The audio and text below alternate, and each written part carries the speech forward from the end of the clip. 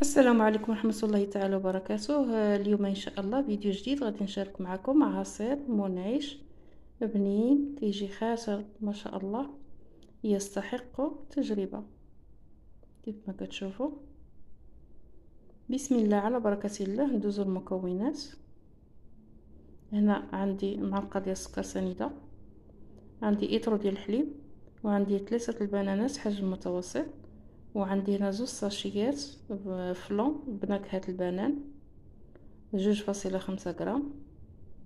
هادو هما المكونات ودوزو طريقة التحضير. هنا غادي نخوي الحليب، غادي نخويه تقريبا يطرو الى الربع، وغادي نخليه تقريبا رابعة، غادي نخليها جانبا.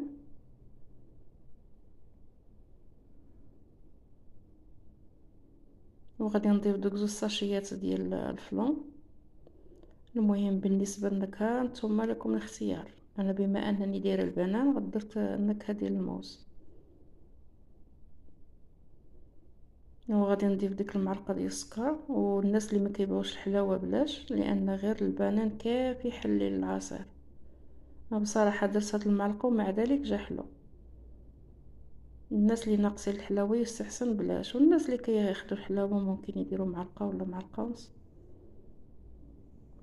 صافي هنا كيف ما كتشوفوا خلطته هو بارد، غادي نضيفه فوق هذا من بعد ما غلا ليا.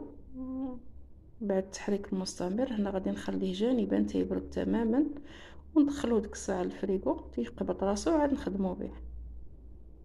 هنا كيف ما كتشوفوا من بعد ما خليته حتى برد تماما فوق البوطاجي، دخلته تقريبا شي 10 ديال الدقائق. كيف ما كتشوفوا حتى قبض راسو، وفي نفس الوقت يكون بارد. وصافي دابا غادي نخدم به.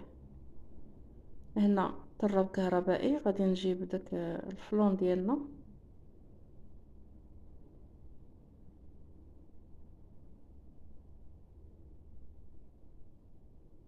وغادي نقي دوك 3 البنانات.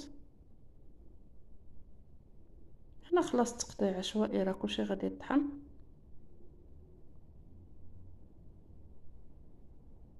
يستحسن يكون داك البنان اللي تيكون طايب موسكا، كيجي حلو تبارك الله ما شاء الله. داكشي علاش قلت لكم حتى ديك المعلقه ديال السكر للناس اللي ناقصين الحلاوه بلاش منها، غير البنان كافي يحلي العصير.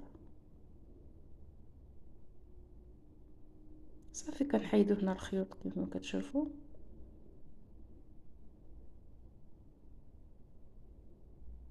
وهنا داك الحليب اللي حسبت به جانبا تقريبا رابعة، ما يعادل تقريبا كاس ونص ديال. المهم كنخليو واحد الكميه باش غادي نطحنو صافي. الا بغيتو تطحنو حتى بلا بها ماشي مشكل كاع، الا ما بغيتوش تخليو الحليب خضر بغيتي طيبو كلشي ماشي مشكل. هنا كيف ما كتشوفوا بالطراب الكهربائي غادي نضرب واحد 2 دورات ولا 3.